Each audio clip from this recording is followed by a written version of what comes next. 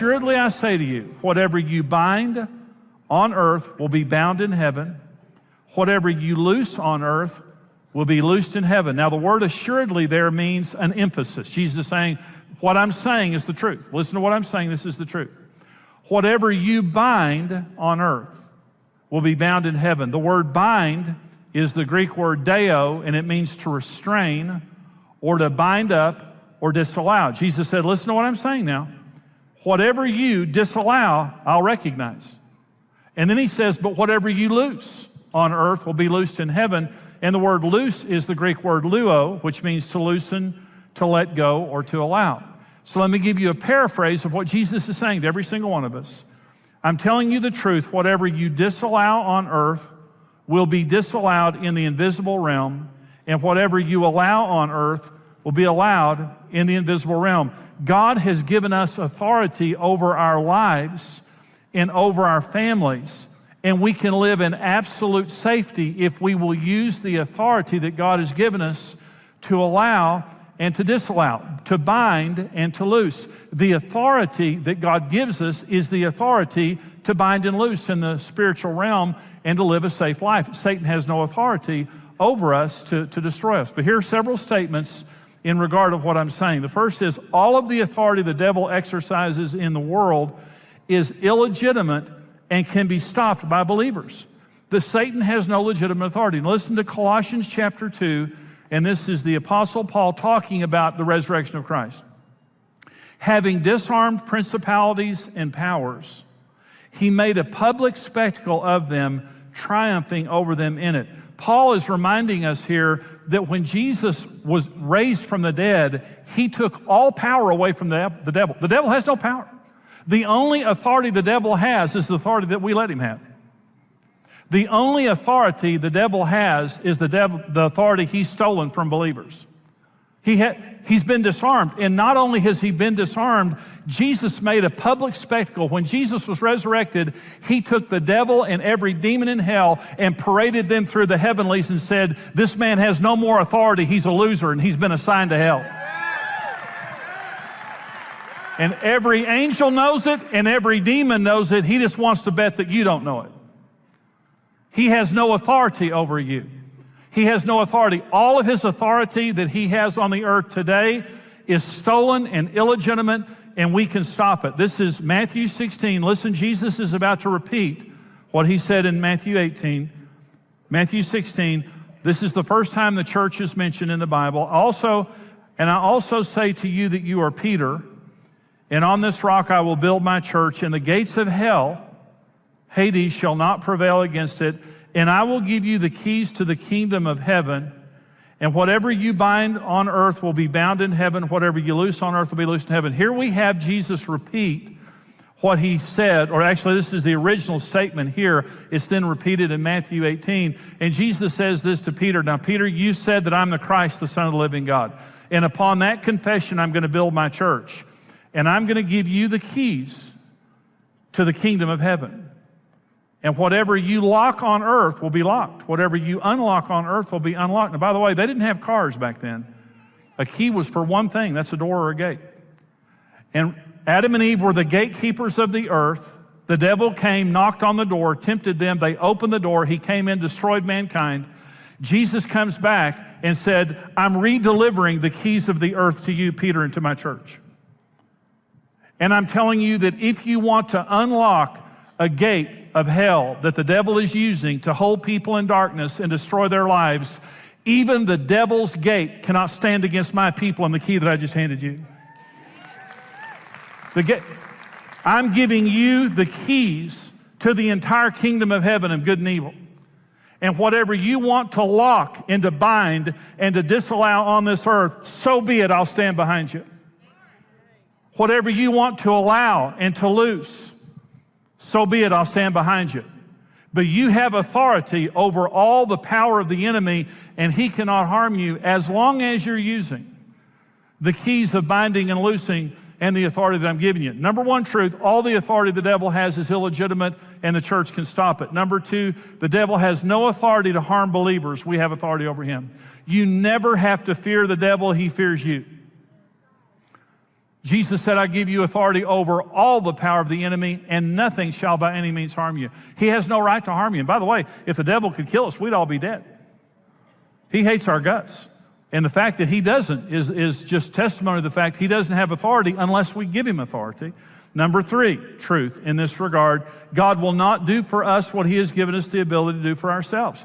God has given us authority to live safely as his family, but we have to be the gatekeepers of our own lives. And I want to talk about the gatekeeping responsibilities that we have in 2 ways, personal and as parents. Because there's 2 ways that we keep the gates of our lives, and there certainly is national and other levels of this, but I want to focus this on personal and family. I want to talk about being the personal gatekeeper of your life. And to help you understand, there are 7 gates into your life. Every person, there are 7 gates that the devil or God will use to do good or bad things in your life. Let me go through these. There's the eye gate. Now, we all know Jesus said that the eye is the lamp of the soul. And if the eye is good, the soul is full of light. If the eye is bad, how bad is that darkness? That's what Jesus said in Matthew 6. There's the ear gate. Jesus said in Mark 4, be careful what you hear. The ear gate is where words and music and sounds come in to our lives that can impact us in a huge way. And right now, I'm accessing your ear gate because you've come and offered it here in church. That's a good thing. So there's an ear gate. Number 3 is the mouth gate. The word spoken, food and drink consumed. And this, by the way, Proverbs 18:21 says the power of life and death is in the mouth. This is the most disproportionate gate in our lives because what comes in and out of this gate will have more impact on our lives than almost anything else. Number 4 is the mind gate. We have a gateway into our minds. Beyond our eyes, ears, in a dark room with our mouth closed, we can open our mind gate. And we can have imaginations, we can have deceptions, we can have, all different kinds of things, but our thoughts, our ideas, our imaginations and beliefs come through our minds, and we control that gate. The spirit gate, this is faith or unbelief, submission, rebellion, what I'm going to do spiritually in my life. And by the way, Jesus says in Revelation 3:20, behold, I stand at the door and knock. He's talking about the door of our spirits. If any man will hear my voice and open the door, I'll come in and dine with him and he with me. This is talking about the act of salvation. Jesus will not access the door of our life without our permission because that's his nature. He recognizes us as the gatekeeper of our own spirit, and he says, my desire is to come into your life, but you'll have to open the gate for me to come in. Okay, our spirit gate. Number 6, our flesh gate. And this is our sensuality, our sexuality, our physical needs, desires, and wants, both on a legitimate level and also on a sinful level, whichever door that we open. But our flesh is an entry point. Okay, number 7 is our emotion gate. Emotions and attitudes in response to life and people and things like that. And so I decide everything that comes into my life through those 7 gates. Listen, who you are today has been decided by you and what gate you opened.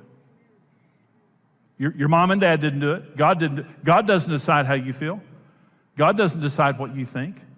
God doesn't decide where you put your eyes or your ears. Neither does the devil, neither do I. We all are responsible for the gates of our lives. And everything in my life right now, I allowed to be there. And the things that are not in my life are not there because I disallowed them. Binding and loosing made me who I am right now, good or bad. And so when God gives us authority, and he said, I give you the keys to the kingdom of heaven. Whatever you bind on earth will be bound in heaven. Whatever you loose on earth will be loosed in heaven. The first responsibility that we have with that authority is to manage our lives in the 7 gates of our lives. And I've got to understand where I put my eyes, where I put my ears, where I put my mind, where I put my mouth, where I put my spirit, my emotions, and everything else has a phenomenal impact upon my life and my safety in who I am. God builds families by bringing a man and woman together in marriage. Let your family be the family that God built. In this inspiring series, Jimmy Evans will show you the steps to having a lasting, loving family. This is about helping us to have a better future and helping us to build a family that will last. Support The Overcoming Life with your gift of any amount, and we'll send you Jimmy's book, 7 Secrets of Successful Families. Receive the complete series, The Family That God Built, on CD or audio download, and Jimmy's book, 7 Secrets of Successful Families, for your gift of $45 or more. For your gift of $90 or more, you'll receive the complete video and audio series, The Family That God Built, on DVD and CD or as a digital download, along with Jimmy's book, 7 Secrets of Successful Families. Follow God's plan for building healthy families and have a successful family for generations.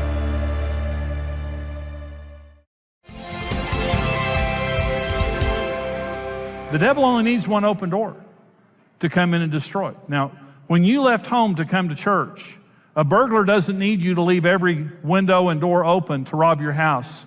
A burglar only needs one entry point. And through one entry point, a burglar can rob your entire house. Understand this, the devil is going to try to access every gate in your life on a continual basis. Now, the purpose of this isn't to make you fearful. The purpose of this is to make you aware, because you have authority over the devil. This is not complicated, it's not difficult, but understand every gate in your life is an opportunity for God to bless you, and every gate in your life is an opportunity for the devil to destroy you, and you manage every one of those gates. And he's going to keep knocking on those gates to find an open door, and he only needs one open door to destroy your life. And let me give you an example of this. Ephesians chapter 4, this is verses 26 and 27, the Apostle Paul says, "Be angry, but don't sin. Do not let the sun go down on your wrath, nor give place to the devil." Go ahead and be angry. God gets angry. Nothing wrong with anger. But don't sin in your anger, and don't stew on it and let that become bitterness and unforgiveness by going to bed on it. So be angry, but don't sin. Don't let the sun go down in your anger, or you'll give place to the devil. The word place is the word topos in the Greek language, and it just means location, foothold, a place in your life for the devil. The word devil there is diablos, which means slanderer.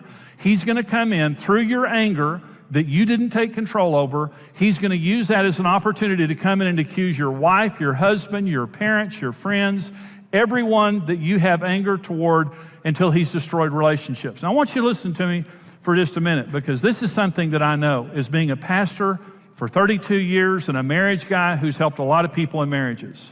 That gate has destroyed millions and millions of lives and homes.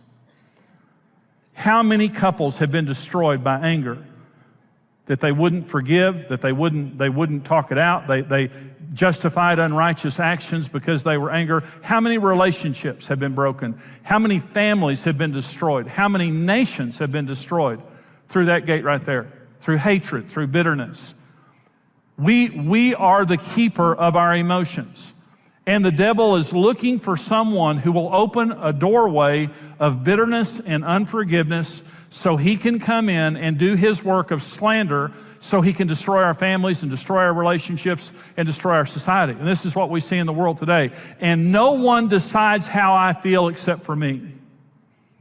Life does not form me. My response to life forms me. And regardless of what you do, I make a decision of how I feel about that. And I can choose to love in the most difficult circumstance. And I can choose to hate in the best of circumstances. But I am the gatekeeper of my emotions. And so the devil constantly is going to try to access the gates in our lives. And as a responsible gatekeeper, it means I bind the devil by using my eyes. And I loose God to use. Whenever you're reading the Bible, what you're doing is you've just loosed the Holy Spirit to work through your eyes to bless you. But when you put your eye on something bad, you've opened the door to the devil to come in and corrupt you. The same with your ears, the same with your mind. And so responsible binding and loosing, responsible gatekeeping keeps me personally safe. But the second responsibility of gatekeeping is parents. See, little children, we have to create, because they can't manage the gates of their lives.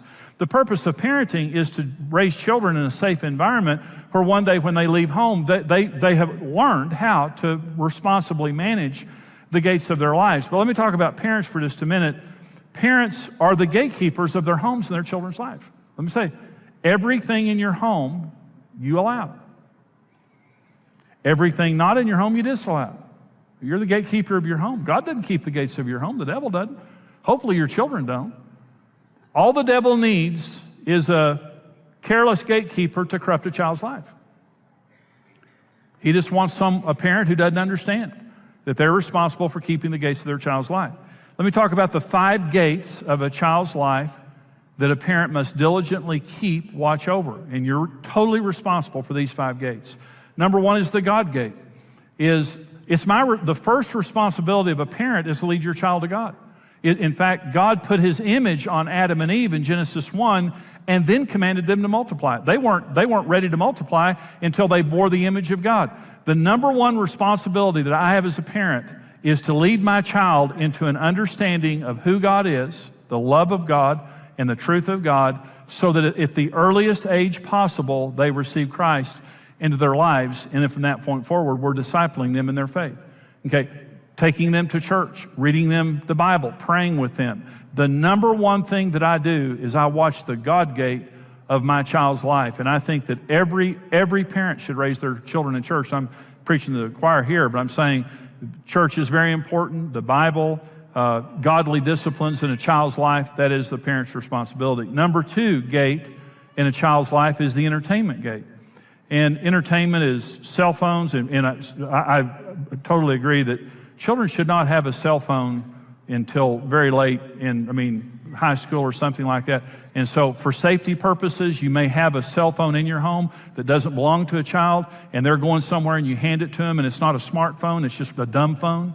It's just a phone that they can call you and they cannot access the internet because the internet's a powerful thing. But computers, did you know that 60% of parents say they do not have the time to monitor what their children view on the internet? You might as well hand your child a loaded gun. I want to say something, moms and dads, now listen to me. You cannot give your child an electronic instrument that you can't monitor. And if your children are smarter than you, that's a problem.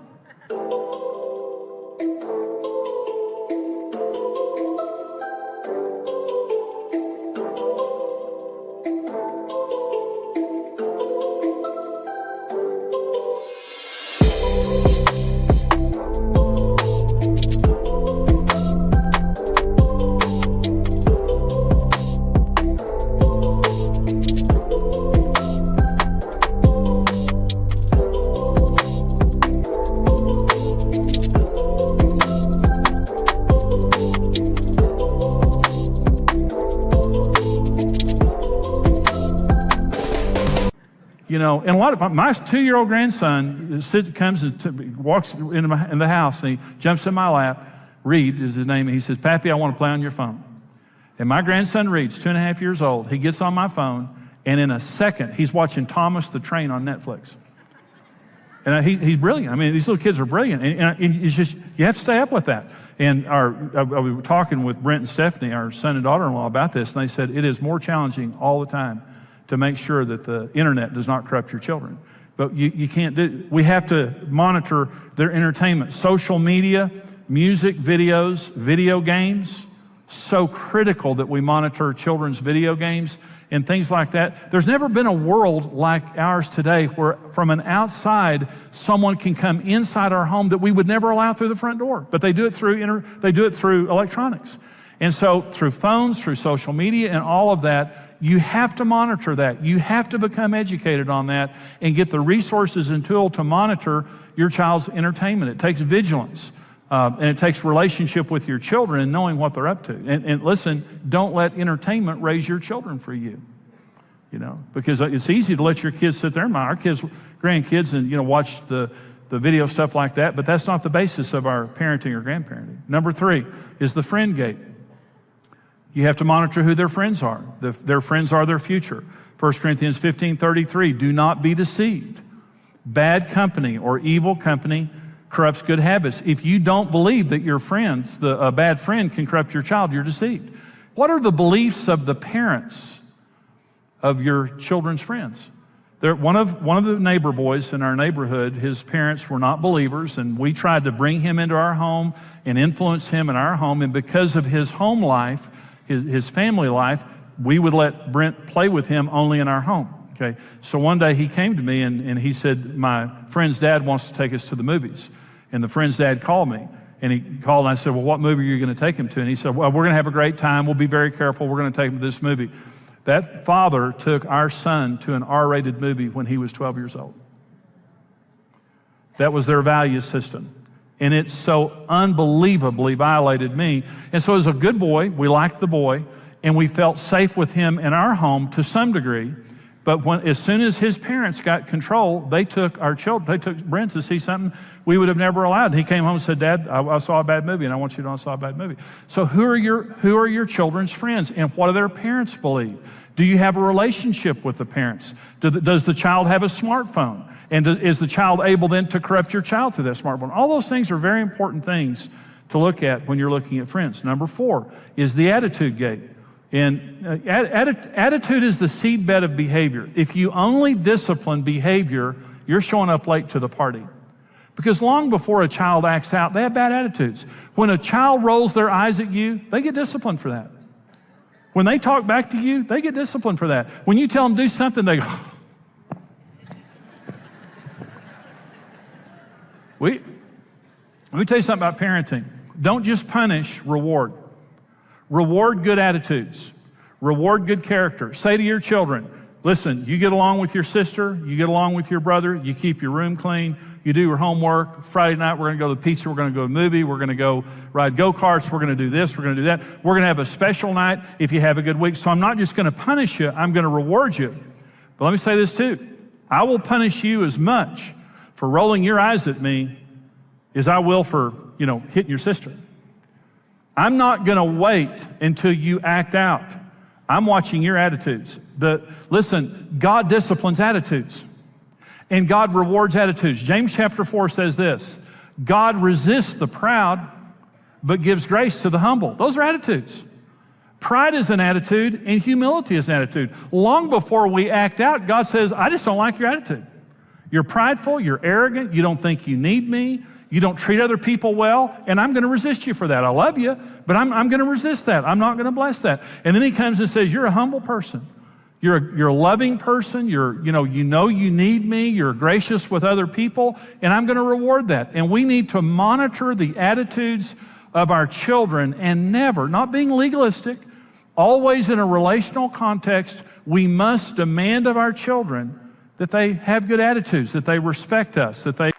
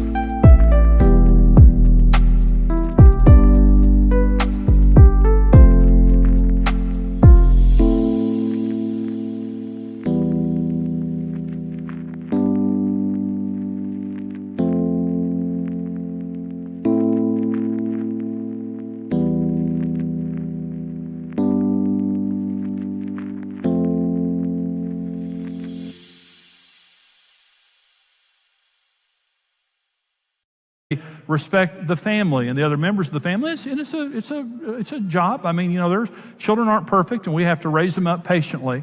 But attitudes is a big deal. Number 5 is the education gate. Parents are responsible for educating their children. It's number 1, beyond the school, beyond anybody else, it's our responsibility. And that means you're involved in your children's education. You know where they're being educated. You know who's educating them, and you're staying up with it. Now, I'm going to have shown you how to watch the gates of your life. And I'm going to have produced a responsible gatekeeper, and you're going to live the rest of your life safely from the power of the devil and every desire he has over you. Safety is our birthright. Aren't you thankful we have such a great daddy in heaven? That he obsesses over our safety? But there's a responsibility that we have in this, to watch the gates of our life, to watch the gates of our home.